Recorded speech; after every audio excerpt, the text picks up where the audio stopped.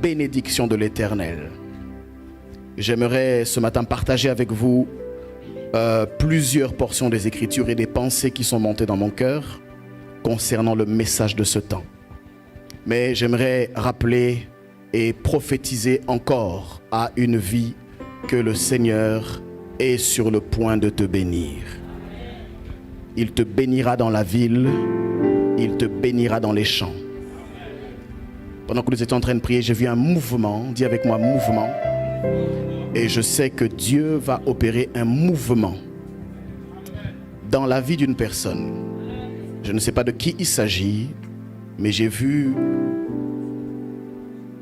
des anges fonctionner comme des éclairs en vue de provoquer des changements radicaux. Et tu vas vivre des temps de tumulte pendant ces quelques jours, semaines qui vont suivre. Mais j'aimerais te rassurer que c'est un mouvement divin. Ne sois donc pas inquiet et ne promène pas des regards inquiets.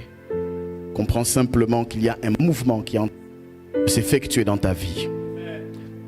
Que celui à qui j'adresse cette parole la reçoive au nom de Jésus.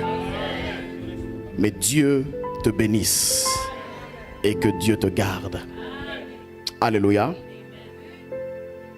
Nous sommes dans une période au cours de laquelle le Seigneur nous parle de sa bénédiction. Mais ici, j'aimerais tout de suite utiliser la parole qui nous est adressée. Que l'Éternel te bénisse et qu'il te garde. C'est comme si il y avait une association entre la bénédiction et le fait d'être gardé. Oui, parce qu'en réalité, dans la vie, le plus dur n'est pas de parvenir au sommet. Le plus dur, c'est souvent d'y rester.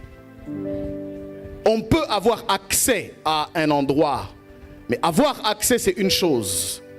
Garder l'accès, ça en est une autre. Il est possible que dans la vie, Dieu te fasse du bien et qu'il te bénisse.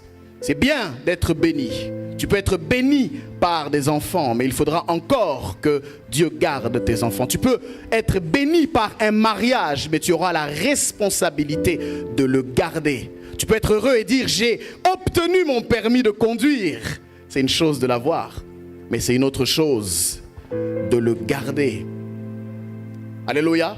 En d'autres termes, ce que nous comprenons, c'est que des fois dans la vie, ce n'est pas toujours obtenir, ce n'est pas toujours avoir accès qui est le plus dur. Ce qui est difficile des fois, c'est de conserver ce que nous avons reçu. C'est la raison pour laquelle nous voyons cette prière. Que l'Éternel te bénisse, oui, mais qu'il te garde aussi. Parce que si il ne te garde pas, ta bénédiction n'est pas en sécurité. Est-ce que quelqu'un me suit? Il y a une association directe donc entre la bénédiction et le fait d'être gardé. Dieu avait donné à Adam la mission de garder le jardin. Il lui a donné le jardin, mais il fallait qu'il le garde. Bien-aimé, je ne sais pas dans ta vie quelles sont les choses que tu n'as pas su garder. Certains d'entre vous, vous aviez obtenu des choses que vous n'avez pas su garder. Vous aviez prié, Seigneur, donne-moi un travail, mais vous l'avez perdu parce que vous n'avez pas su le garder. Peut-être que dans le manque de garde, vous n'avez peut-être pas soumis ce qui vous avait été donné à la bonne personne.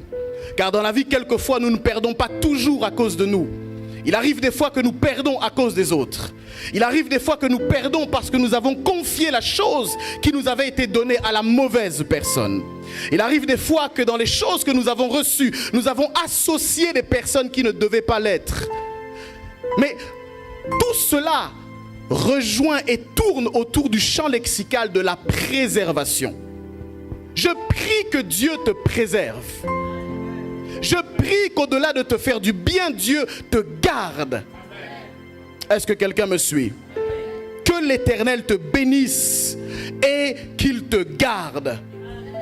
Je répète, qu'il te garde. Qu'il te permette de garder ce que tu as reçu. C'est terrible de perdre ce que nous avons reçu. C'est dur de perdre ce que nous avons reçu. Quand nous perdons, cela aussi révèle quelquefois des problèmes de gestion. Quand nous perdons, cela révèle quelquefois des problèmes de compréhension de ce que nous avons. Je prie que Dieu te donne l'intelligence. Et je prie par-dessus tout que Dieu t'accorde l'immunité. Que Dieu permette d'établir dans ta vie un système de défense qui sous-entend des mécanismes automatiques qui te permettent d'être protégé et gardé. Alléluia. Alléluia. J'aimerais ce matin parler de la bénédiction, de la protection. Oui. Être protégé, c'est aussi être béni. Être gardé, c'est aussi être béni. Ce passage que nous voyons révèle, je l'avais dit une fois, la plupart des prières que les enfants font se résument autour de ces deux choses. Lorsque vous demandez à un enfant de prier, il priera souvent, vous le constaterez, pour que Dieu protège et que Dieu bénisse. Que Dieu bénisse papa, que Dieu protège maman, que Dieu bénisse le frère ou la sœur et que Dieu protège l'église. Ça ne manque jamais. Chaque fois que mes enfants prient ou qu'on leur demande de prier, il y a toujours ces deux choses. Comme pour nous dire qu'il semble naturel pour l'homme, même pour l'enfant, de comprendre que s'il n'y a pas ces deux choses, en fait, de comprendre que si nous prions, c'est surtout pour que ces deux choses soient le fondement de ce que nous demandons au Seigneur. Alléluia. Qu'il te garde. Que signifie garder? Ici, garder, lorsque nous allons dans l'hébreu, nous voyons qu'il s'agit de shamar. S-H-A-M-A-R. Shamar qui signifie veiller. Shamar qui signifie préserver. Ou d'une manière plus simple, shamar qui signifie protéger. En d'autres termes, lorsqu'on parle de garder, on fait référence à la protection. Dis avec moi la protection. C'est la raison pour laquelle ce matin j'aimerais parler de la protection divine. Et je donnerai quelques caractéristiques d'abord dans un premier temps. Je définirai par la grâce de Dieu la protection divine. Ensuite, nous essaierons de comprendre ensemble comment être protégé. Alléluia. Comment être, je dirais, divinement protégé. Nous parlerons ensuite des différentes attaques contre lesquelles nous devons être protégés. Alléluia. Est-ce que quelqu'un est avec moi ce matin? Si tu es avec moi, dis avec moi, je suis avec toi. Je commencerai d'abord par parler de 5 faits sur la protection. La première des choses, j'aimerais définir d'abord la protection. La protection est définie comme le fait, d'être à l'abri. Dis avec moi l'abri. D'être à l'abri d'un danger. La protection est définie comme le fait d'être à l'abri d'une attaque, ou encore d'une menace, ou encore d'un mauvais traitement. Être protégé, c'est être à l'abri. Et si nous voulons comprendre comment l'abri fonctionne, ou quel est le champ lexical autour duquel on tourne, on peut encore parler de la sécurité. Alléluia. Quand on parle de sécurité, on pourra encore définir cela comme des garanties. Je peux encore aller plus loin pour dire que la protection est souvent la mère qui enfante la paix. Parce que lorsqu'on n'est pas en sécurité, il est quasiment impossible d'être tranquille.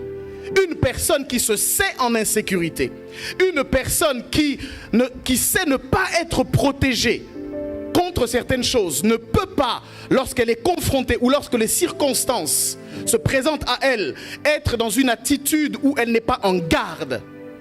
Est-ce que quelqu'un me suit ici ce matin? Dis avec moi, je te suis. Donc, la protection, c'est le fait d'être mis à l'abri. Et toute notion d'abri sous-entend ou implique toujours la notion de couverture. N'est à l'abri que celui qui est en dessous de quelque chose. N'est à l'abri que celui qui est, mis comme dans une position d'infériorité. Lorsqu'on parle d'un abri, on est obligé de sous-entendre dans la notion intérieure le fait qu'il y ait quelque chose au-dessus de nous. Tout ce qui est en dessous ne peut pas nous protéger. Est-ce que quelqu'un me suit? Et c'est la raison pour laquelle, lorsqu'on parlait des hiérarchies spirituelles la semaine dernière, nous devons comprendre que les autorités auxquelles nous nous soumettons n'ont pas uniquement pour rôle de nous commander. Ne regarde pas toujours les autorités comme des personnes qui n'ont que pour seul objectif de t'assujettir. Dans le rapport des hiérarchies spirituelles, Dieu a permis cela aussi pour que nous soyons couverts, ou en d'autres termes, protégés. Celui qui n'a pas d'autorité n'a pas de protection. Celui qui ne sait pas se soumettre à un supérieur n'est jamais à l'abri. Est-ce que quelqu'un me suit? La deuxième réalité ou le deuxième fait que j'aimerais établir sur la protection, et ici je parlerai de la protection divine, c'est que tout le monde a besoin de se sentir en sécurité. La sécurité est un besoin fondamental de l'être humain. Personne n'aime se sentir menacé d'un potentiel danger qui peut arriver. Même les puissants passent leur temps à se protéger. D'ailleurs, les puissants sont ceux qui ont conscience que le danger est permanent. Et vous allez voir des personnes qui mettent en place des mécanismes très poussés en vue de garantir leur protection. Garde du corps, service secret, espionnage pour la protection. Peu importe la classe sociale, peu importe l'origine, peu importe l'arrière-plan de vie, nous avons tous besoin d'être protégés. Amen, amen. La deuxième chose, ou la troisième plutôt, le troisième fait sur la protection, c'est que sans la protection, on ne peut jamais réellement jouir de ce que nous avons. On ne peut pas jouir d'un mariage pendant qu'on sait que ce mariage est menacé.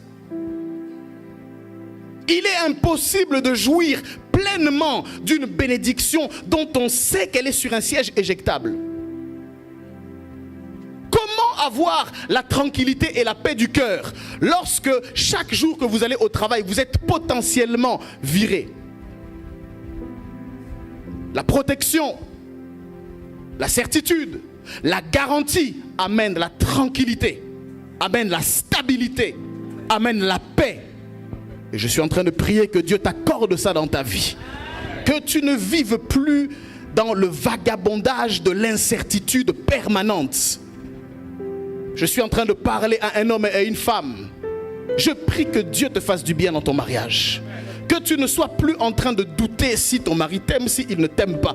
Il faut que tu aies des garanties. Il faut que tu aies une protection. Est-ce que quelqu'un me suit ici? Je prie pour des enfants. Qu'ils soient protégés.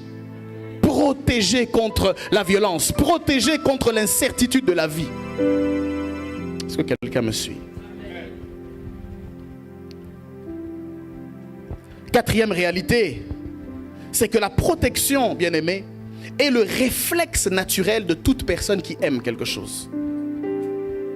Tout ce qu'on aime, on le protège.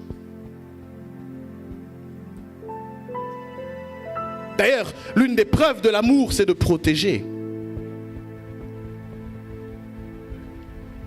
Il est contradictoire d'exposer au danger ce qu'on prétend aimer.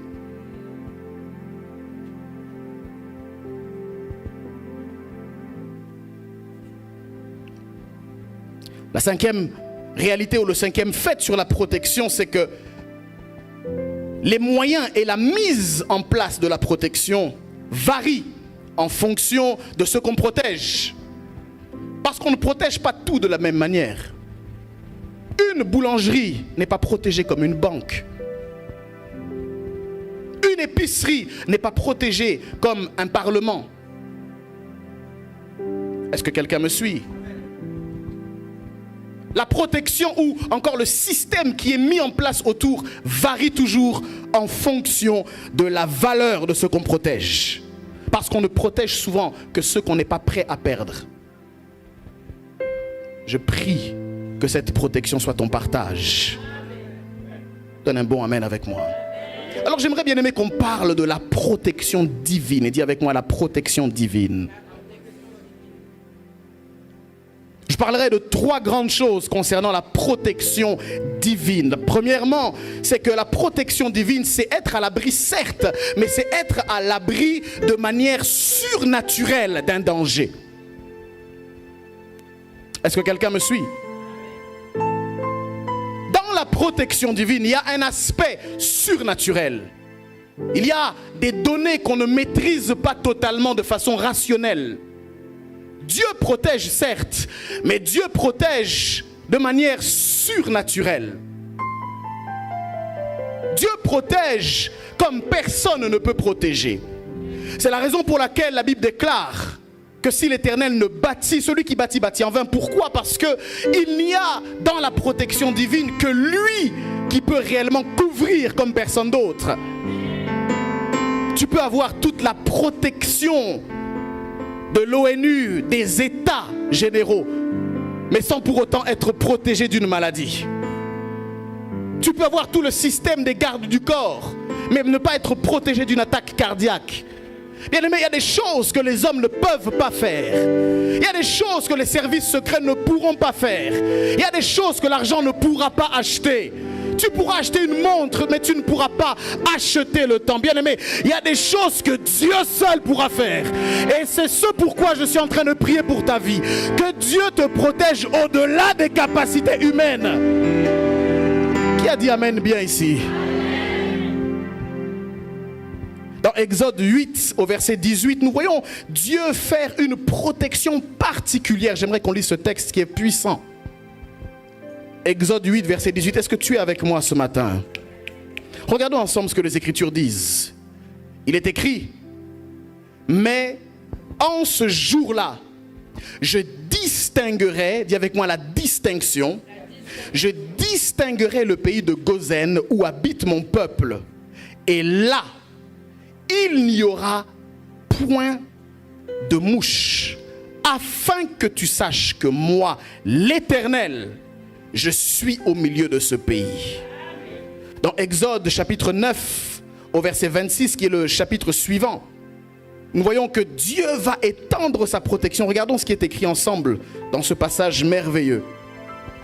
Il est écrit: ce fut seulement, dis avec moi seulement, seulement dans le pays de Gozen, où étaient les enfants d'Israël, qu'il n'y eut point de grêle. En d'autres termes, il peut y avoir partout la grêle, mais Dieu, par sa protection, va te distinguer.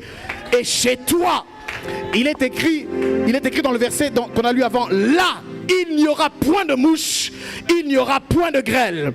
Je prophétise pour ta vie.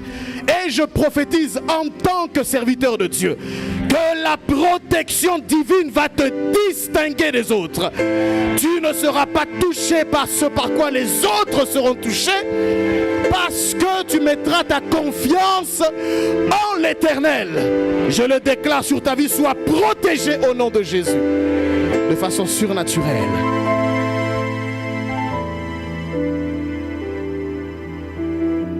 La deuxième des choses, bien-aimés, c'est que des fois, Dieu est tellement bon qu'on est protégé, mais sans le savoir. J'aimerais interpeller le cœur de quelqu'un ce matin et te dire que si tu savais, si je savais, si nous savions le nombre de fois où Dieu t'a protégé du danger, sans que tu ne sois au courant. Peut-être que tu es là ce matin et tu ne sais pas que dans l'agenda satanique, tu n'étais pas censé être là. Tu ne sais pas que ça fait longtemps qu'on aurait dû te mettre 6 pieds sous terre. Tu vis et peut-être même que tu te plains sans savoir qu'il y a eu un jour où le fait d'avoir été retenu à la maison par ton enfant qui te dérangeait était le retard de Dieu pour que tu n'ailles pas faire un accident. Je suis en train de déclarer dans la vie d'une personne: il est possible qu'on t'ait refusé ce travail parce que ce travail devait t'amener à la mort. Je le dis encore une fois, il est possible que Dieu ait permis que cet homme te quitte parce que tu allais entrer dans une relation qui n'était pas une relation divine. Je suis en train de déclarer que que ton innocence te protégera. Au nom de... Tu es protégé sans le savoir des fois. Ton corps lui-même a ce qu'on appelle l'immunité contre certaines maladies. Est-ce que tu sais combien de virus sont venus taper à ta porte sans pouvoir entrer? Pour d'autres, même le Covid a frappé, il n'a pas pu rentrer. Dieu t'a protégé, tu ne le savais pas. Dieu t'a gardé, tu n'étais pas au courant. Un jour, un homme, je ne sais pas si je l'ai déjà raconté ici, devait prendre son avion. En allant à l'aéroport et prêt à faire l'embarquement, il a été pris d'une violente diarrhée.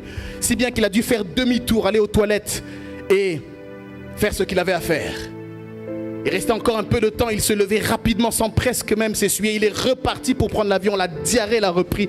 Il est reparti aux toilettes et il a loupé l'avion. Et vous le connaissez. Étant frustré, il allait pour l'œuvre de Dieu. Étant frustré, le soir chez lui, dans sa chambre d'hôtel, regardant les infos, il a vu que l'avion avait fait un crash. Dieu peut même utiliser des situations loufoques, des prétextes pour te protéger. Ce que tu peux appeler une honte peut des fois être la solution de Dieu pour te protéger.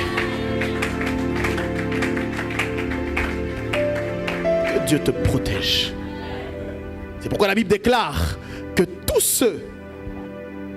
toute chose concourt au bien de ceux qui aiment Dieu. Apprends Dieu à bénir. Apprends à bénir Dieu.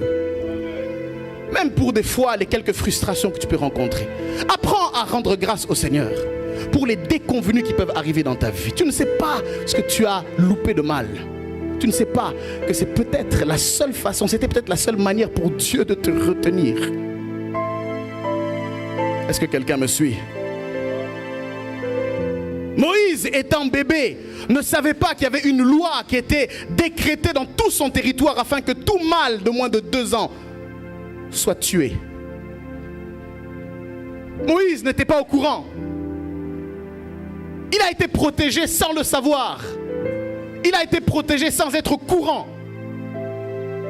Jésus lui-même a été protégé étant bébé.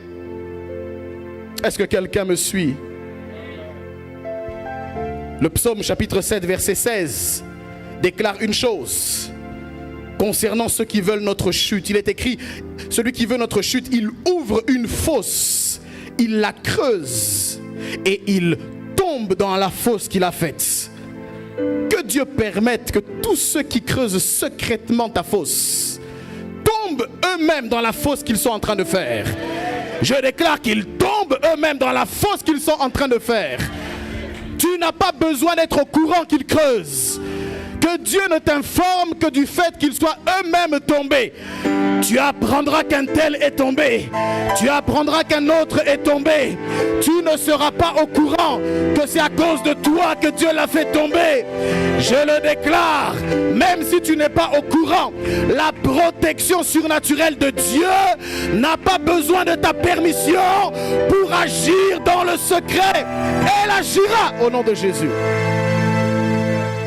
Dans le livre de Proverbes au chapitre 26 au verset 2, il est écrit une chose. Comme l'oiseau s'échappe, comme l'hirondelle s'envole, ainsi la malédiction sans cause n'a point d'effet. Dieu permettra que tu ressembles à cet oiseau. Dieu permettra que tu ressembles à cette hirondelle. Dieu permettra que la malédiction sans cause n'ait point d'effet. Je prie que Dieu te fasse justice par ton innocence. Le psaume chapitre 25 verset 21.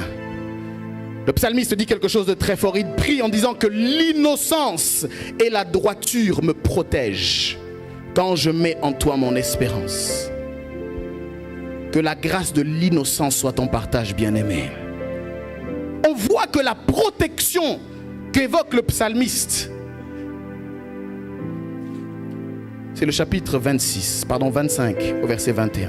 Je ne sais pas si c'est une autre version que vous avez, le psaume. Alléluia. Ce qui protège, bien-aimés, et je parle déjà d'une clé, c'est l'innocence et la droiture. S'il n'y a aucune raison, Dieu ne permettra pas. Alléluia. Alléluia. Tu es des fois protégé sans le savoir. Mais concernant la protection de Dieu, j'aimerais donner la troisième caractéristique.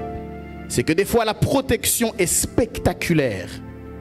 Et Dieu le fait pour susciter non seulement l'étonnement, mais aussi inspirer la crainte qu'on doit avoir de lui. Oui, des fois la protection est spectaculaire. Des fois la protection de Dieu est même un outil d'évangélisation. Des fois Dieu permet que tu sois attaqué par l'ennemi, non pas pour que l'ennemi te tue, mais juste pour qu'il te montre à quel point il sait te garder. Est-ce que quelqu'un m'a suivi? Tu ne pourras jamais parler de Jéhovah, de Yahweh, Jireh, si tu n'as pas été dans le manque. Il faut, pour que tu aies certaines révélations de Dieu, que tu passes par certaines réalités. Il faut, pour que tu saches qu'il s'est protégé, que tu sois exposé à un danger où lui seul pouvait intervenir. C'est pourquoi, bien-aimé, des fois tu cries à l'aide à droite et à gauche, on ne t'aide pas. Des fois tu comptes peut-être sur un parent, sur un frère, sur une sœur et il ne t'aide pas. Dieu veut te montrer par là. Il veut te mettre dos au mur. Il veut que tu n'aies plus aucune possibilité de te tourner vers les hommes, afin que tu saches que la protection n'est pas venue de la terre, mais est venue du ciel. Est-ce que quelqu'un me suit ici? Des fois Dieu permet que la protection soit spectaculaire. À un certain niveau, la protection divine prend une dimension évangélique. Dieu a permis que Daniel aille dans la fosse aux lions. Mais c'était pour montrer qu'il était capable de protéger. Dieu permet des fois que nous entrions dans le feu, comme Shadrach, Meshach et Abednego. Mais c'est pour montrer qu'il est capable d'intervenir et de protéger. Laisse Dieu se montrer au travers de ta situation. Il ne déçoit pas. Je répète, il ne déçoit pas. Dieu a protégé Daniel d'une façon si spectaculaire que même le roi, dans Daniel chapitre 6, verset 26, va aller jusqu'à ordonner que dans toute l'étendue du royaume, on ait de la crainte et de la frayeur pour le Dieu de Daniel. Est-ce que quelqu'un me suit? J'ordonne que dans toute l'étendue de mon royaume, on ait de la crainte et de la frayeur pour le Dieu de Daniel. Mais pourquoi? Parce que le Dieu de Daniel a su le délivrer et le protéger de la fosse aux lions. Que l'on parle de ton Dieu comme on parle de celui du Dieu de Daniel. Qu'à la place du mot Daniel soit marqué ton nom. Que les peuples sachent que tu es la prunelle des yeux de l'Éternel. Alléluia. J'aimerais parler maintenant de comment être divinement protégé. Et je parlerai de 4 manières d'être divinement protégé. Premièrement, être divinement protégé peut impliquer d'être sensible au Saint-Esprit et donc d'être divinement averti. Job chapitre 33 verset 15. Regardons ensemble ce qui est écrit. Il est écrit ceci. Au verset 14, il est écrit: Dieu parle cependant tantôt d'une manière, tantôt d'une autre, et l'on y prend point garde. Et l'on y prend point garde. On ne fait pas attention, on ne considère pas. Déjà, la solution nous est déjà donnée. Et l'on y prend point garde. Ça veut dire que ne pas prendre garde des instructions, des avertissements nous expose au danger. Et donc, par effet contraire, si nous ne voulons pas être exposés au danger, nous devons prendre garde de ce que Dieu nous dit. Au verset 15, c'est écrit: il parle par des songes, par des visions nocturnes, quand les hommes sont livrés à un profond sommeil, quand ils sont endormis sur leur couche, alors, regardez ce qui est écrit, il leur donne quoi? Des avertissements, dis avec moi avertissements, et met le sceau à ses instructions. Pourquoi? Afin de tourner l'homme du mal et de le préserver de l'orgueil, verset 18, afin de garantir son âme de la fosse et sa vie des coups du glaive. Être protégé sous-entend prendre garde, les avertissements que Dieu te donne. Ici, c'est vrai, Job parle des songes, des visions nocturnes, mais en réalité, il n'y a pas que par les songes, il n'y a pas que par les visions nocturnes que Dieu parle. Si tu es attentif au son de ma voix, Dieu va te parler. Si tu es attentif aux instructions des Écritures, Dieu va te parler. En réalité, c'est la parole de Dieu qui est la protection par excellence.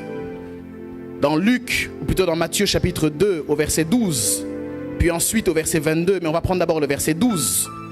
On voit quelque chose concernant les mages qui sont partis voir le Seigneur et l'adorer.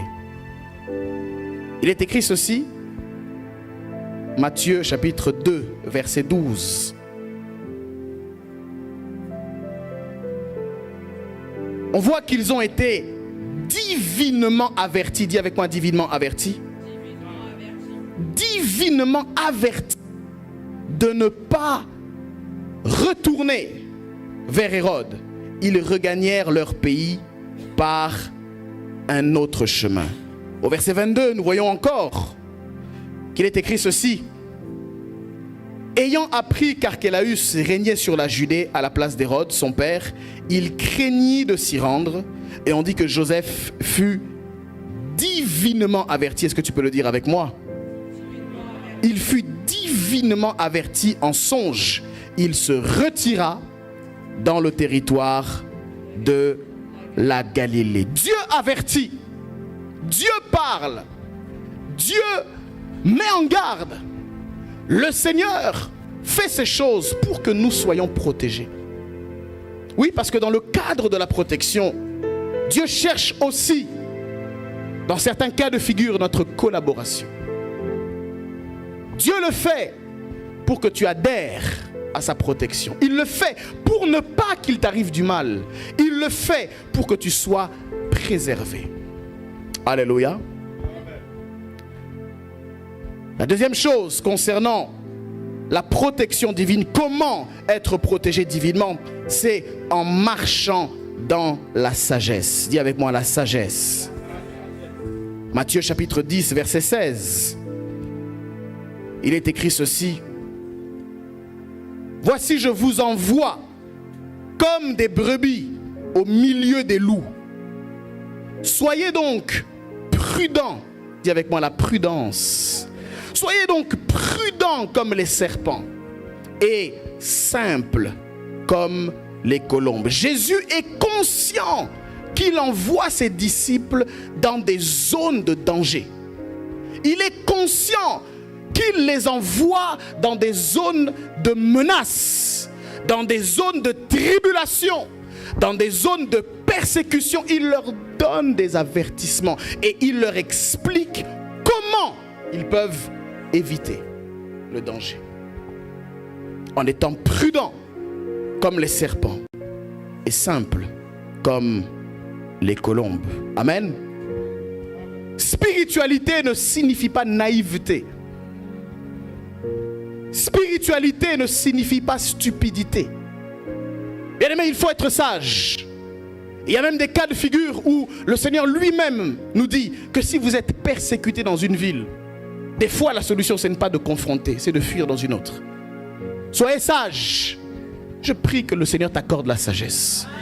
Dis avec moi, Seigneur, accorde-moi la sagesse. Accorde-moi la prudence du serpent. Accorde-moi la simplicité de la colombe. Accorde-moi de marcher dans tes voies pour être divinement protégé.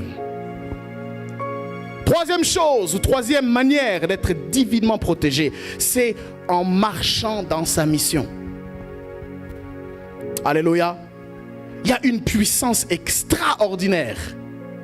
Et nous bénéficions d'une immunité et d'une protection extraordinaire quand nous marchons dans notre appel. Est-ce que vous savez ça? Même sur la terre, tout gouvernement qui assigne une tâche à l'un de ses ministres ou ambassadeurs ou fonctionnaires a l'obligation, pour que la tâche soit effectuée de la bonne manière, d'assurer une protection. Dans le cadre d'une mission, tout fonctionnaire bénéficie de la protection de l'État. Est-ce que quelqu'un me suit? De la même manière, lorsque nous marchons comme les ambassadeurs de Christ sur la terre, aussi longtemps que nous marchons dans notre mission, nous sommes protégés. Je n'ai pas dit qu'il n'y aura pas de tribulations. Je n'ai pas dit qu'il n'y aura pas certains troubles. Je n'ai pas dit que nous ne serons pas attaqués. Je n'ai pas dit qu'il n'arrivera pas des fois où il semblera qu'on nous est comme déstabilisés. Non, je dis, on est protégés. Regardez ce qui est écrit en ce qui concerne Jésus, Jean chapitre 7, verset 30. Jean chapitre 7, verset 30, regardons ensemble. Amen, amen, amen. Est-ce que tu es avec moi? Il est écrit ceci. Il cherchait donc à se saisir de lui. Et personne, dis avec moi personne, personne ne mit la main sur lui. Pourquoi? Regardez, on explique. Parce que son heure n'était pas encore venue. Au chapitre 8, toujours dans Jean, au verset 20, il est écrit quelque chose d'autre, dans le même sens, dans le même esprit. Il est écrit, Jésus dit ces paroles, enseignant dans le temple, au lieu où était le trésor. Et personne ne le saisit. Dis avec moi, personne ne me saisira. Et on explique, parce que son heure n'était pas encore venue. Jésus marchait dans sa destinée. Il marchait dans sa mission. Et il y a plusieurs passages que je n'ai pas eu le temps de voir ici, mais il y a plusieurs passages qui nous montrent que à chaque fois qu'on voulait prendre Jésus, parce qu'il était dans la mission, parce que son heure n'était pas venue, on n'a pas pu. Tu ne partiras pas avant ton temps. Tu ne partiras pas de façon prématurée. Bien-aimé, tu dois refuser d'être rapatrié avant ton temps. J'accepte d'être rapatrié. Ce que je n'accepte pas, c'est que ce ne soit pas le temps auquel je devais être rapatrié. J'accepte de partir. C'est une fatalité. J'accepte ça. Mais je n'accepte pas que ce ne soit pas Dieu qui ait décidé. Je n'accepte pas que mon départ soit la cause des hommes. Si ça doit se faire par des hommes, ça doit être que Dieu ait permis que ces hommes le fassent. Ça doit être que ces hommes aient été utilisés par Dieu pour faciliter ma transition. Mais je refuse que ce soit la volonté d'un homme que je puisse être rapatrié. Si je suis rapatrié, ça doit être la volonté de Dieu. Et si ça lui plaît que ça passe par des hommes, que ça passe par un accident, que ça passe par quelconque manière, j'accepte tant que je suis sous sa volonté. Bien-aimé, refuse ça. C'est pourquoi, bien-aimé, Jésus n'a jamais été tué. Ah, Jésus a été tué, il a été assassiné, c'est faux. Non, Jésus avait fini. C'est juste que Jésus avait fini. Et quand c'est fini, je l'ai dit cette semaine, Dieu, en fait, peu importe la manière dont tu pars, parce que tu as fini ta mission, Dieu peut utiliser n'importe quel prétexte pour faciliter ta transition. Jésus n'a pas été tué. Jésus s'est livré. Il n'est pas mort parce que les hommes l'ont voulu. Il est mort parce qu'il a accepté que les hommes le mettent à mort. Je déclare dans ta vie et dans la mienne, il ne se passera rien Tant que la volonté du Père ne sera pas établie dans le monde spirituel, il ne se passera rien. Tant que la volonté de Dieu n'aura pas eu le feu vert pour qu'il t'arrive quoi que ce soit, je déclare, tu seras protégé dans le cadre de ta mission. Tu seras préservé dans le cadre donc de ton mandat. Tu seras gardé au nom de Jésus. Personne ne mettra la main sur toi tant que sa main à lui sera sur toi. Alléluia.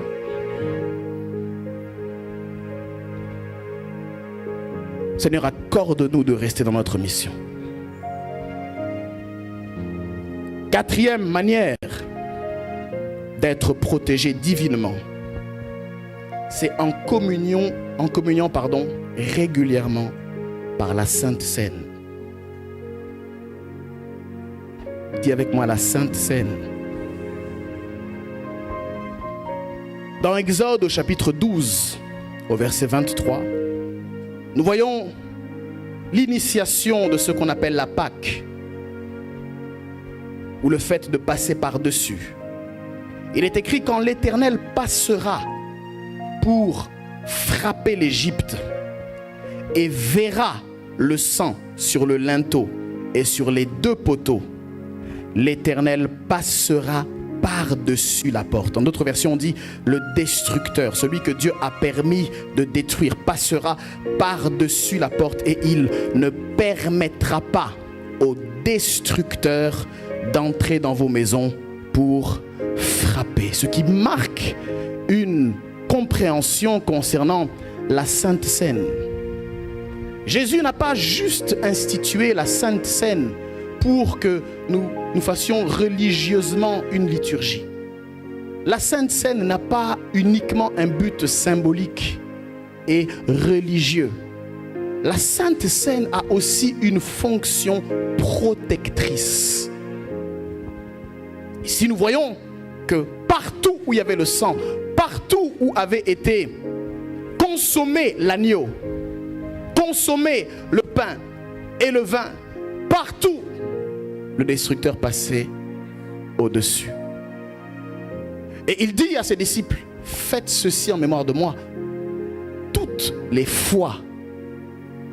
Ça implique que Jésus s'attend à ce que nous le fassions régulièrement. Mais pourquoi nous devons le faire régulièrement? Parce que nous sommes aussi régulièrement exposés au danger et qu'il faille que régulièrement nous soyons protégés pour que le destructeur qui cherche régulièrement des victimes passe régulièrement au-dessus de nous. La Sainte Seine, bien-aimé, est aussi une manière d'être protégé. Protégé des maladies, protégé des infirmités, protégé des virus, protégé des bactéries. Tu as besoin du sang.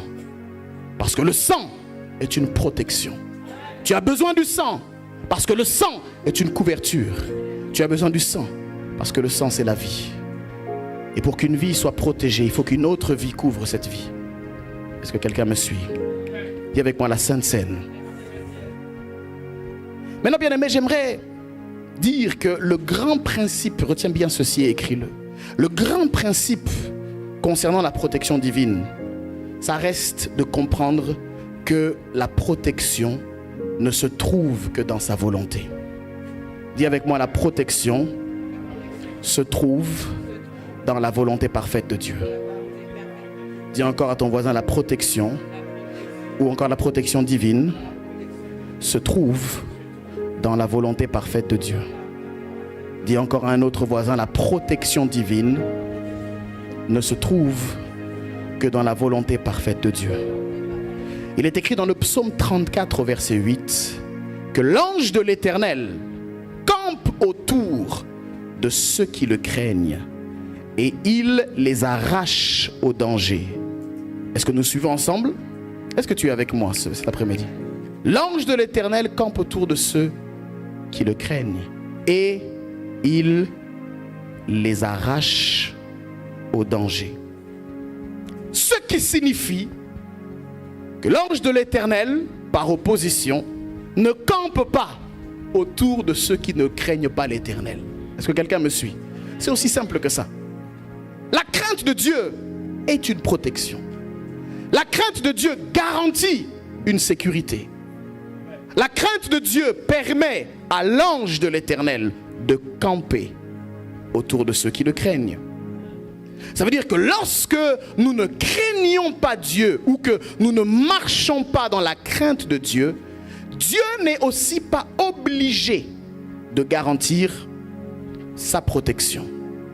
Je répète, Dieu n'est pas engagé et n'est pas obligé d'assurer sa protection lorsque nous ne marchons pas dans ses normes. Je répète ça encore. Quand on n'obéit pas au Seigneur, Dieu n'est pas obligé de te protéger. Sa protection n'est engagée qu'à partir du moment où tu restes dans son cadre. Sa protection n'est assurée qu'à partir du moment où tu restes près de lui. Et j'aimerais te dire que c'est souvent toi et moi qui nous éloignons. C'est pas lui qui t'expose au danger. En fait, c'est toi-même et moi-même qui nous exposons au danger. Comment? En nous éloignant de la protection. La clé reste donc de rester proche de l'Éternel pour que sa protection, sa couverture, son ombre nous garde. Est-ce que quelqu'un me suit? Comprends donc qu'en dehors de Dieu, en dehors de son champ, en dehors de sa présence, il n'y a pas de protection. Est-ce que quelqu'un me suit? Il n'y a pas de protection loin de Dieu. Je parle ici de la protection divine. Il n'y en a pas. Vivre dans le péché t'expose au danger. Dieu n'est pas obligé de te protéger. Ne pas obéir au Seigneur, c'est s'exposer aux attaques. Et Dieu, lorsque tu es attaqué, n'est pas obligé de te protéger. Tu ne peux donc pas réclamer la protection de Dieu lorsque tu ne marches pas dans les normes et les principes de Dieu. Et quand tu n'es pas protégé, n'aie pas aussi, en plus de t'être éloigné, le culot, l'audace d'engueuler Dieu comme s'il n'avait pas fait son travail. Ce n'est pas Dieu qui n'a pas fait son travail. C'est toi qui n'as pas permis à ce qu'il le fasse. Est-ce que quelqu'un me suit?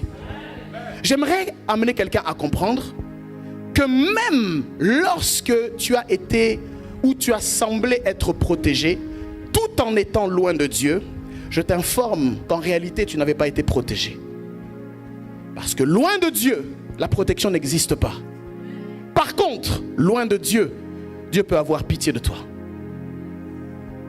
Chaque fois que tu t'es éloigné et chaque fois que tu as été arraché au danger, comprends seulement que Dieu a eu pitié. Que Dieu a juste eu compassion. Mais ce n'était pas sa protection. J'aimerais parler de quelque chose qui permet à Dieu, même quand on est loin de lui, de faire que tu sois quand même arraché du danger. Ça s'appelle la miséricorde. Dieu t'a juste fait miséricorde. Je ne sais pas si tu es là ce matin et peut-être que tu es venu, mais en sachant dans ton esprit que tu étais loin de Dieu. Peut-être que tu es conscient que tu vis, que tu marches dans le péché. Et Dieu a permis que tu sois là ce matin. J'aimerais te dire que tu es sous la miséricorde de Dieu. Mais j'aimerais que tu comprennes qu'est-ce que la miséricorde. Et je vais parler de 6 réalités sur la miséricorde. Alléluia. La première des choses que je vais commencer à faire pour la miséricorde, c'est de la définir. La grâce, si la grâce de Dieu, c'est le fait d'obtenir quelque chose, une faveur qu'on ne mérite pas. La miséricorde de Dieu, dis avec moi la miséricorde de Dieu. La miséricorde de Dieu, c'est le fait de ne pas subir un châtiment qu'on mérite. Je répète, la miséricorde, ou si la grâce de Dieu, c'est le fait d'obtenir une faveur, un bienfait qu'on ne méritait pas ou pour lequel on n'était pas qualifié, c'est la grâce. La miséricorde, au contraire, c'est le fait de ne pas subir un châtiment que nos actions pouvaient laisser au mérite. On méritait ça. Je méritais d'être puni, mais je n'ai pas été puni proportionnellement au mal que j'ai fait. C'est ce qu'on appelle la miséricorde. Je méritais d'être emprisonné, je méritais d'être sanctionné, mais la miséricorde, c'est le fait de comprendre que je n'ai pas été sanctionné proportionnellement au mal que j'ai fait. Est-ce que quelqu'un me suit? La première des choses. La deuxième, c'est que la Bible nous donne une parole extraordinaire. Elle nous dit, sa miséricorde durera toujours. Est-ce que quelqu'un me suit? Est-ce qu'on peut acclamer la miséricorde de Dieu? Franchement. Sa miséricorde durera toujours. Ça veut dire qu'elle n'a pas de fin. Regarde avec moi le psaume 118. Ensuite, on va prendre le psaume 136. Psaume 118, verset 1. On va le lire ensemble, si vous le voulez bien. Psaume 118, verset 1 à 4. Est-ce qu'on peut y aller? Psaume 118, verset 1 à 4, s'il vous plaît.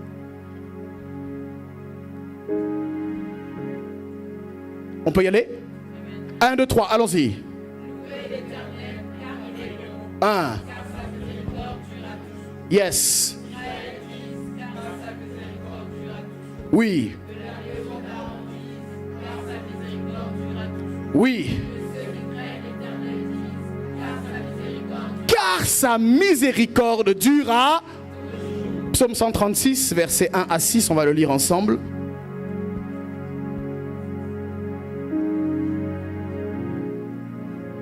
Psaume 136, versets 1 à 6. Peut-on y aller? 1, 2, 3. Oui. Oui. Oui. Yes. 1. Oui. Vas-y. Oui. Car sa miséricorde dure à toujours. Est-ce que quelqu'un peut le dire? Car sa miséricorde dure à toujours. Dis-le encore mieux. Car sa miséricorde dure à toujours. Souffle de vie. Car sa miséricorde dure à toujours. Amen, amen. Oui, la miséricorde de Dieu dure à toujours. C'est-à-dire, il ne se lasse pas de l'appliquer. Alléluia. Mais tu dois savoir que si la miséricorde de Dieu dure à toujours, tu dois aussi connaître que sa miséricorde dépend de sa souveraineté. Est-ce que tu me suis? Ça veut dire, il s'agit de critères qui ne tiennent pas compte de toi ou de moi, mais qui sont propres à lui et sans justificatif. Regarde avec moi le Exode chapitre 33 verset 19. Je suis sur le troisième point. Exode 33 verset 19. Ensuite, médias, vous allez préparer Romains chapitre 9 au verset 15 jusqu'au verset 18. Exode chapitre 33 verset 19. Est-ce que je peux y aller? Je peux y aller ou pas? L'Éternel répondit à Moïse: je ferai passer devant toi toute ma bonté et je proclamerai devant toi le nom de l'Éternel. Je fais grâce à qui je fais grâce et miséricorde à qui je fais miséricorde. Amen. Je fais grâce à qui je fais grâce et miséricorde à qui je fais miséricorde. Romains chapitre 9 verset 15. Car il dit à Moïse: je ferai miséricorde à qui je fais miséricorde et j'aurai compassion de qui j'aurai compassion. Ainsi donc, regardez ce qui est écrit. Cela ne dépend ni de celui qui veut, ni de celui qui court, mais de Dieu qui fait miséricorde. Amen, amen.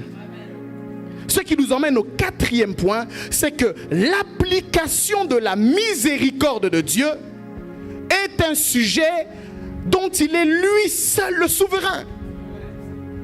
On dit ça ne dépend pas de toi, ça ne dépend pas de moi, ça dépend de ce qu'il veut.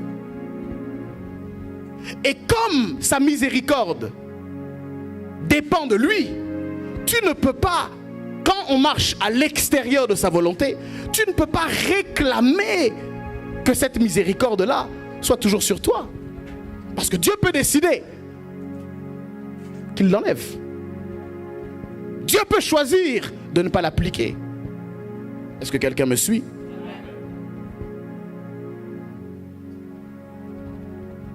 Tu ne peux donc pas crier à l'injustice quand la miséricorde de Dieu ne s'applique pas. Parce qu'il fait ce qu'il veut. Alléluia. Bien-aimé, Dieu ne fera pas toujours miséricorde. Je comprends que tu dises pas amen. Oui, la Bible dit que Dieu est lent à la colère. Et ça ne veut pas dire qu'il ne se met jamais en colère. Dieu peut se mettre en colère. Dieu peut sanctionner. Ne crois pas que tu vas toujours t'en sortir. Ne crois pas que tu pourras jouer éternellement à l'équilibriste spirituel. Ne pense pas qu'il n'y aura jamais de conséquences à la vie que tu mènes. Non. Peut-être jusqu'à présent tu t'en es sorti. Ne prends pas le fait de t'en être sorti comme la protection de Dieu. Prends ça et comprends cela comme la patience que Dieu a avec toi. Pour te laisser le temps de t'en sortir. Dieu attend, mais c'est pour que tu puisses comprendre. La miséricorde de Dieu ne dure pas toujours sur toi. Elle durera toujours de façon naturelle. Mais la sanction peut aussi arriver dans ta vie. Oui, le verdict peut aussi tomber dans ta vie. Oui, il arrive un temps où lorsque tu marches en dehors de sa volonté, tu as toujours été gardé. Tu vis en trompant ta femme, tu vis en trompant ton mari. Personne ne t'a attrapé. C'est bien. Mais un jour, il y aura une conséquence. Tu vis dans le péché. Tu t'en es toujours sorti. Un jour, il y aura une maladie qui va t'attendre. Frère, continue à vivre comme tu veux. Il n'y a pas de souci. Jusqu'à présent, Dieu t'a fait miséricorde. Mais un jour où l'ange de l'Éternel sera occupé à faire autre chose. C'est pourquoi reste dans la présence. C'est en restant dans la présence que tu es sûr qu'il est là. C'est en demeurant dans le champ qu'il reste ton berger. Alléluia. Le Seigneur m'a appris à ne pas me sentir responsable de ceux qui ne m'écoutent pas. Au départ, lorsqu'on est pasteur, on veut être meilleur que Dieu. On pense avoir un meilleur cœur que Dieu. On veut aider le monde entier. Et des fois, on court après certaines personnes dont on sait pertinemment qu'ils ne feront jamais ce qu'on leur dit. Un jour, Dieu m'a dit, arrête ça. Tu n'es pas responsable de ceux qui ne mettent pas en pratique ce que tu enseignes. Tu n'es responsable que de ceux qui t'écoutent. Est-ce que quelqu'un me suit?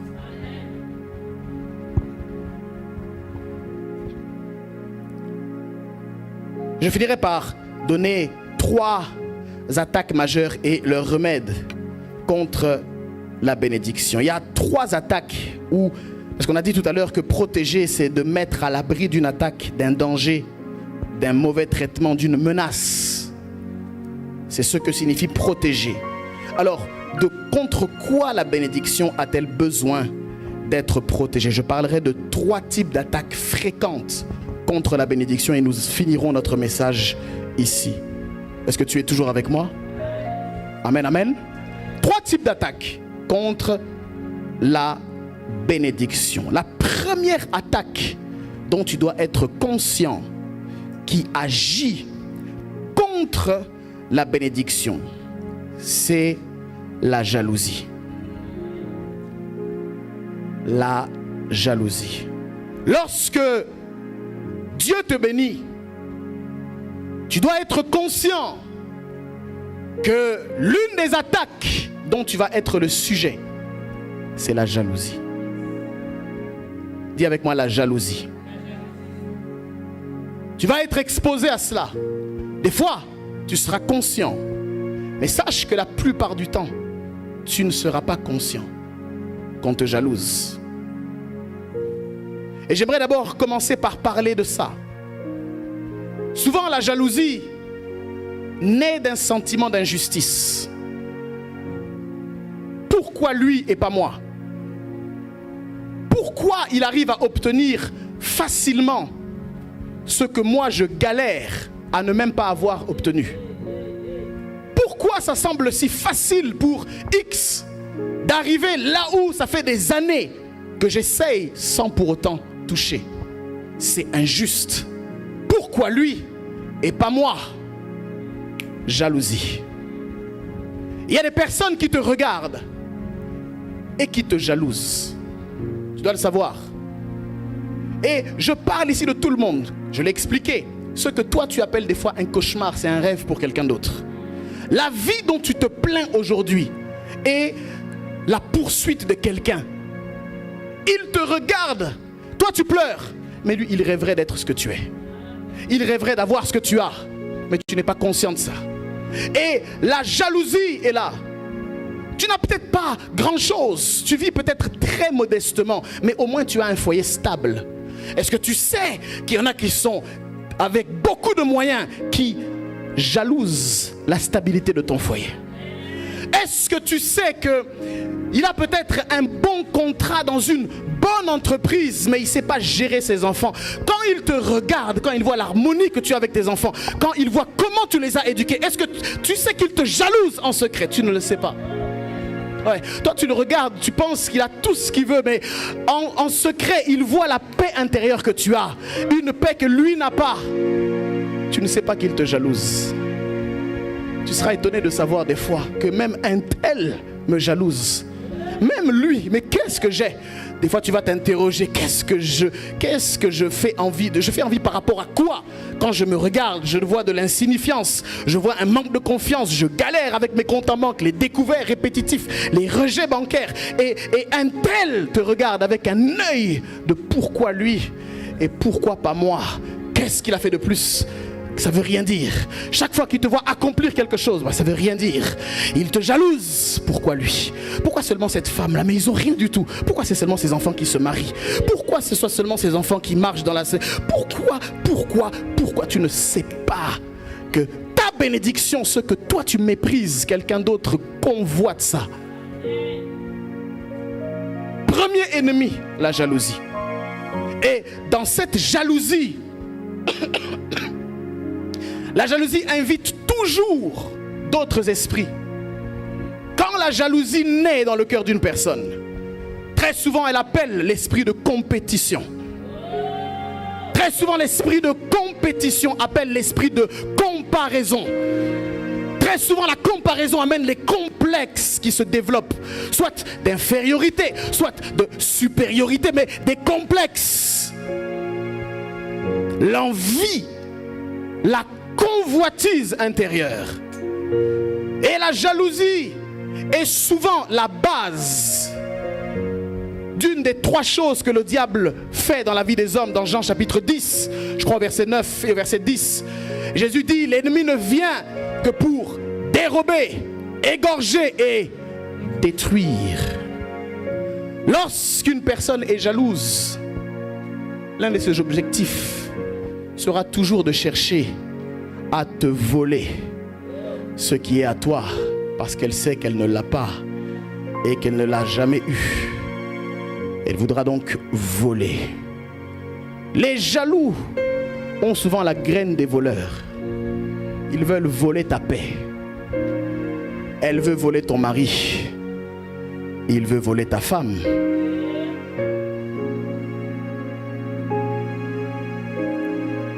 Les jaloux, les voleurs sont souvent des tricheurs. Tout voleur a un tricheur en lui. Tu ne veux pas payer le prix. Tu veux profiter du prix que quelqu'un d'autre a payé et l'avoir gratuitement.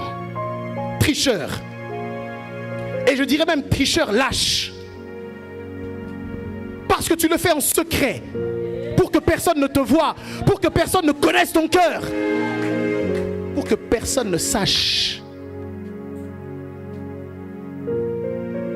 Des aigris, mais aussi des fainéants. Va travailler, mon frère. Il y a des choses qui se donnent par la grâce. Il y a des choses, travaille-les. Ne jalouse pas ce que je suis. Ne jalouse pas ce que j'ai. Dieu fait grâce à qui il fait grâce. Il fait miséricorde à qui il fait miséricorde. Il y a des choses que je n'ai pas travaillées. Ce sont des dons que Dieu a plantés en moi. Dans la prédestination de Dieu, il y a des choses, ce n'est pas ma faute. Si je sais faire telle chose sans effort, ce n'est pas ma faute. Ne m'en veux pas. Celui à qui tu dois t'adresser, il s'appelle le Créateur. Celui à qui tu dois aller te plaindre, il s'appelle le Créateur. Je n'ai rien fait pour avoir ce que j'ai. Je n'ai rien fait pour être ce que je suis. Si tu me jalouses, tu combats la volonté de Dieu. Ne combats pas la volonté. Je ne sais pas à qui je suis en train de parler. Ne prends pas le risque de combattre la volonté divine. Si j'ai la grâce, mon frère. Accepte seulement la grâce que j'ai. Bénis Dieu pour la grâce que j'ai. Et peut-être tu auras aussi cette grâce-là. Mais tu ne pourras jamais obtenir ce que tu combats. Tu ne pourras jamais accéder à des choses que tu combats. Dans le principe de l'obtention, tu ne peux pas en même temps critiquer les riches et en même temps être riche. Parce que je ne connais aucun riche qui critique un autre riche. Il n'y a aucun riche qui critique un autre riche pour sa richesse. Il peut critiquer un autre riche pour son caractère. Il peut le critiquer pour ses actions. Mais il n'y a aucun riche qui critique un riche pour sa richesse. Parce que lui-même est dedans. Toute chose que tu critiques, c'est parce que tu ne l'as pas. Toute chose que tu combats, c'est parce que tu n'y es pas. Mais ne fais pas l'erreur de mettre un mur. Parce que quand tu dis qu'il est comme ça, tu te fermes toi-même l'accès à ces choses. Tu dois apprendre à bénir les autres pour ce qu'ils ont. Tu dois apprendre à célébrer les sœurs qui se marient. Si tu jalouses en toi, tu ne te marieras pas. Si tu jalouses les riches, tu ne seras jamais riche. Apprends à célébrer Dieu. Quand la femme a un enfant, même quand tu es stérile, apprends à bénir le Seigneur. Je ne sais pas à qui je parle. Que la jalousie sorte d'ici. Jalousie dehors. Jalousie dehors. Si tu sens dans ton cœur que chaque fois que quelqu'un réussit, tu es mal à l'aise, méfie-toi de ton cœur. Si quand quelqu'un échoue, il y a un petit plaisir qui est en toi, fais attention à ton cœur. Il y a une graine qui n'est pas bonne là-bas. Mais tu dois apprendre à être honnête avec toi-même et à te regarder en face du miroir. Va devant Dieu, crie.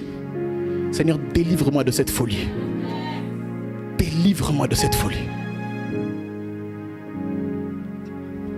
Romains chapitre 12, verset 15 nous dit: réjouissez-vous avec ceux qui se réjouissent. Même si tu n'en as pas envie, fais-le. Éduque ton âme. Éduque ton caractère. Le caractère, ça s'éduque comme un enfant. Ton caractère, ta personnalité a des penchants naturels. Mais tu ne dois pas te justifier derrière ces penchants. Tu ne dois pas utiliser le fait que je suis comme ça, je suis comme ça. Tu n'es pas comme ça. Et tu n'es pas obligé de rester comme ça. Quand tu sens quelque chose, oblige ton âme à collaborer avec la parole. Si tu sens ça dans ton cœur, tu obliges ton âme à collaborer avec les Écritures. En ce qui me concerne, je me réjouirai avec ceux qui se réjouissent. Même si mon âme n'a pas envie, je t'oblige. Tu te tais avec ta jalousie. Tu te tais avec le sentiment d'injustice. Dieu fait grâce à qui fait grâce. Tu iras te réjouir. Et je serai le premier à le faire. Je prendrai mes affaires, j'irai me réjouir. J'irai féliciter. J'irai élever. Parce que ce qu'un homme sème, il le moissonnera aussi. Deuxième ennemi, deuxième type d'attaque contre laquelle la bénédiction doit être protégée, c'est l'hypocrisie. Parce que quand tu es béni, il y aura toujours des faux amis et aussi des vrais ennemis. L'entourage est crucial. La bénédiction est un miel qui attire beaucoup d'abeilles, mais dont les cœurs ne sont pas tous au bon endroit. C'est pourquoi il est difficile lorsqu'on est béni de faire des choix sur l'entourage qui doit être avec nous. Quand tu es riche et célèbre, tu ne sais pas si les femmes qui t'approchent pour ce que tu es ou t'approchent pour ce que tu as. Très souvent, l'hypocrisie fait que on ne sait pas toujours à qui on a affaire. Quelles sont les motivations profondes pour lesquelles telle personne m'approche? Et être adulte, je le dis, être spirituel, ce n'est pas être naïf. Tu dois savoir que tous ceux qui disent Seigneur, Seigneur n'entreront pas tous au royaume. Alors, Jésus a dit, pourquoi m'appelez-vous Seigneur, Seigneur et ne faites-vous pas ce que je dis? Si Jésus a eu à dire ça, qui sommes-nous pour ne pas subir? Les sourires, ça va. Les approches gentilles. Tous les pédophiles, tous les violeurs ont toujours commencé par être gentils. La gentillesse n'est pas un signe de droiture du cœur. La gentillesse, des fois, c'est une stratégie. Sois sage.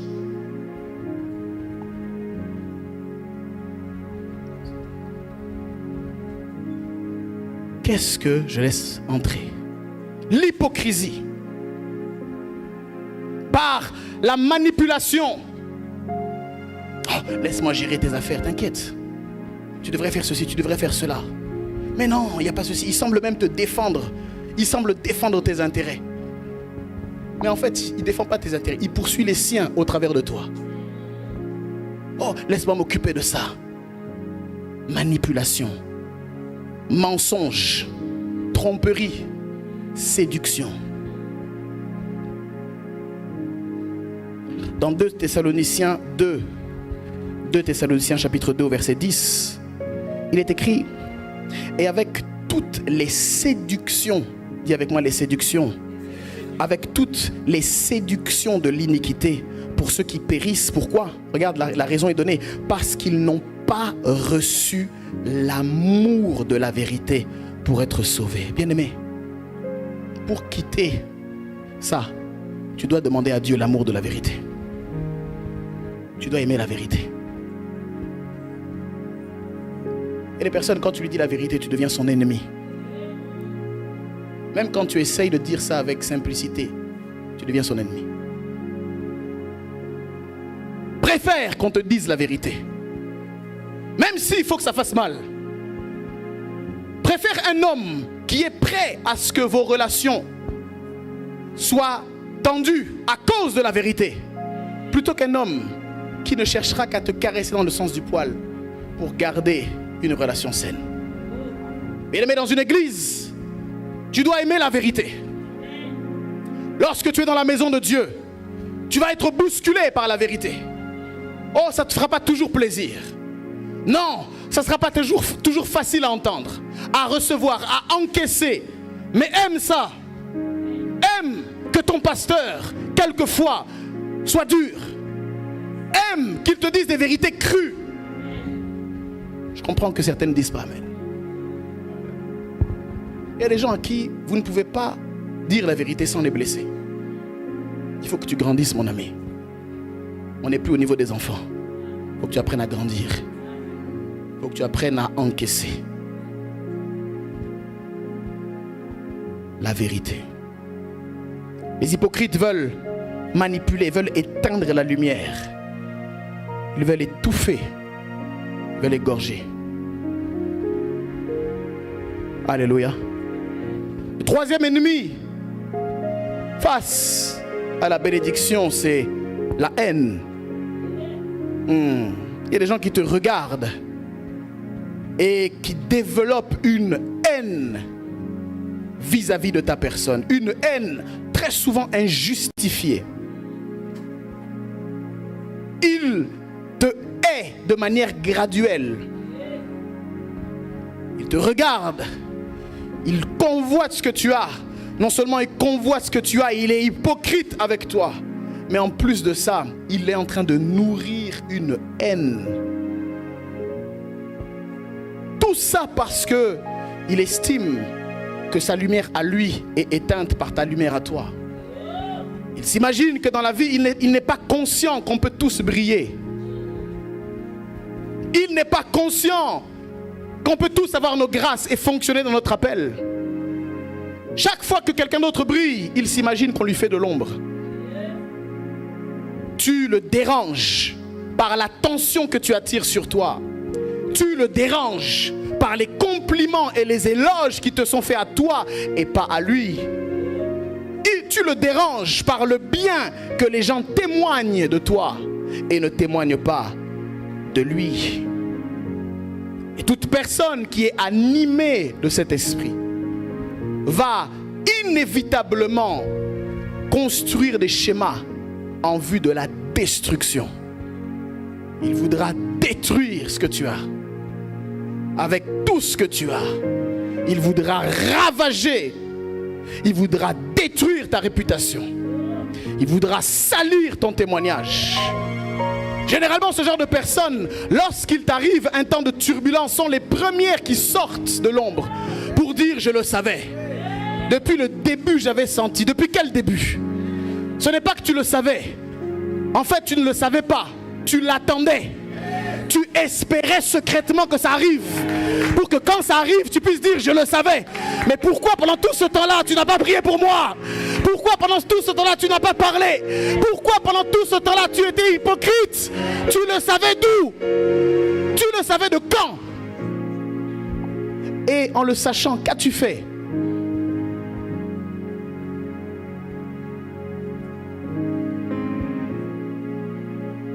Tu n'as jamais su. Tu espérais. Et généralement, ça explique aussi l'état du cœur des gens. Tu imagines. Il y a des fois des gens qui ont des pensées tordues. Ils interprètent tout mal. Ils interprètent ça en fonction de leur compréhension. Un homme ne réfléchit qu'à la limite de sa réflexion. Vous savez, il y a des gens, vous n'avez rien fait. Mais vous allez être étonné des scénarios qu'il s'est imaginés. Vous n'avez rien fait. Vous vivez tranquillement dans votre coin. Et vous allez apprendre que quelqu'un a bâti des histoires. Imaginez des scénarios. Donc en fait, quand vous voyez, il ne se passe rien. Mais lui, il interprète tout. Il s'est assis comme ça. Ça veut dire que, en fait, voilà la conclusion. Et il va bâtir des histoires. Tu vas être traité, tu dis, quoi? C'est moi ça? Si tu le salues de la main droite, on salue de la main droite normalement. Tu le salues de la main droite. Mais si ton épaule est comme ça,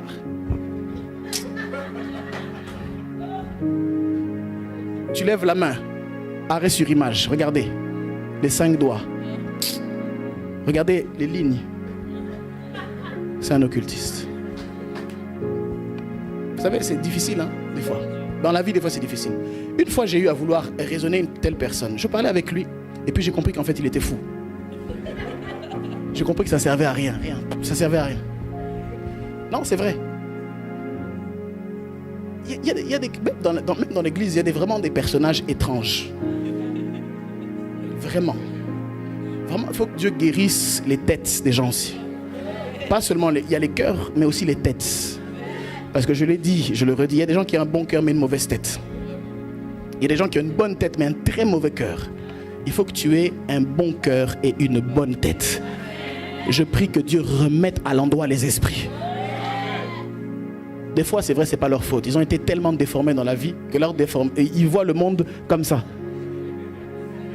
Toi, tu marches droit, mais lui, quand il marche, lui, sa droite, le droit, c'est ça pour lui. Donc, il voit tout en penché. Et quand tu mets devant lui la tour de Pise, lui, la voie droite.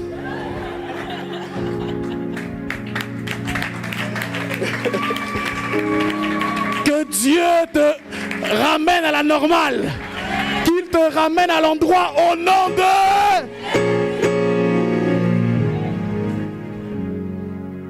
Est-ce que quelqu'un me suit? 1 Pierre chapitre 1 verset 22, regardons ce qui est écrit. Ayant purifié vos âmes en obéissant à la vérité pour avoir quoi? Un amour fraternel sincère. Dis avec moi la sincérité.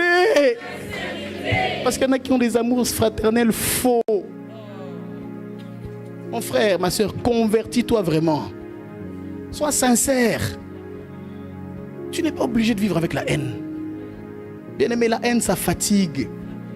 La haine, ça épuise, ça consomme de l'énergie. Tu seras plus en paix, plus calme avec l'amour de Dieu. Si tu sens ça, il faut prier. Fais-toi aider, demande à Dieu de te faire du bien. Écoute, normalement, le premier don que Dieu donne à un homme, c'est l'amour. Parce que Dieu est amour. C'est la première chose que tu dois ressentir dans ton cœur. Si, quand tu es venu, quand tu as accepté Christ, la première chose que tu as senti, c'était la vengeance de l'Éternel, c'est pas normal. Non. En fait, c'est pas la bonne porte. Tu n'es pas rentré par la porte.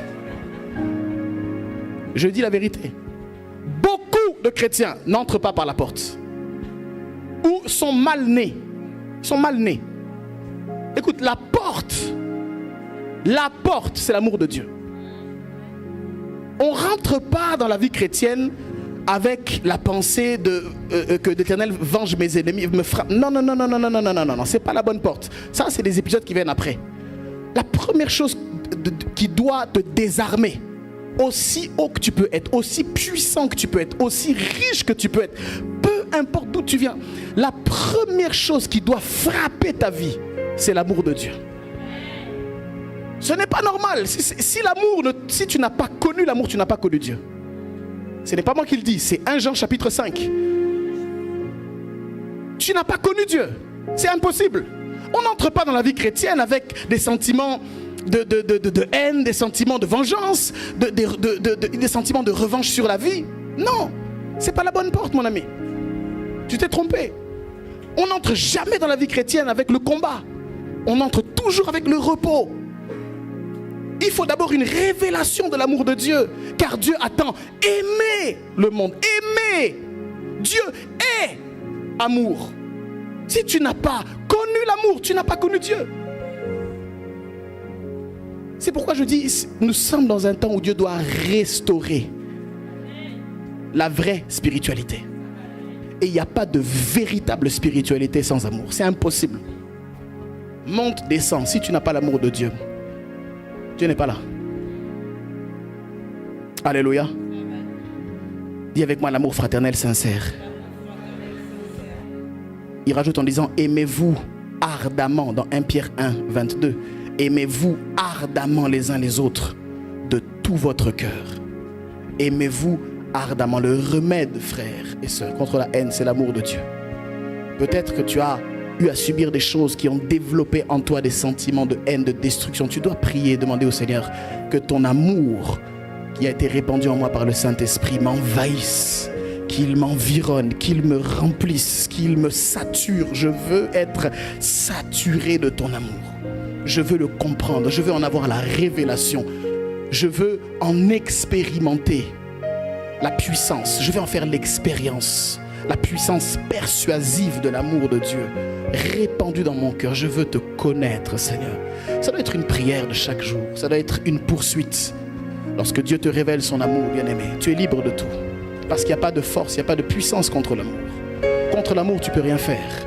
Même quand la haine est opposée, et celui qui aime ne peut jamais être désarmé. L'amour est imbattable. L'amour triomphe toujours. L'amour ne peut pas être anéanti. Même la mort ne peut pas anéantir l'amour. L'amour est plus fort que la mort. Parce qu'il peut continuer même après que la mort soit là. L'amour de Dieu. L'amour qui est un fleuve intarissable. Nous avons besoin de l'amour de Dieu. Pas l'amour des hommes. L'amour des hommes est conditionnel. L'amour des hommes est fonction des humeurs. L'amour des hommes est fonction de ce qu'on leur a fait. L'amour des hommes est fonction de ce qu'ils ont subi. Mais l'amour de Dieu reste éternel. L'amour de Dieu n'est même pas une vertu. Elle est une caractéristique. Dieu est amour. Est-ce que quelqu'un me suit? Tu as besoin de l'expérimenter.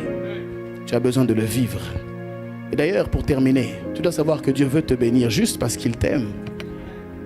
Tout celui qui aime veut bénir, faire du bien. Et tout celui qui aime protège celui à qui il veut faire du bien.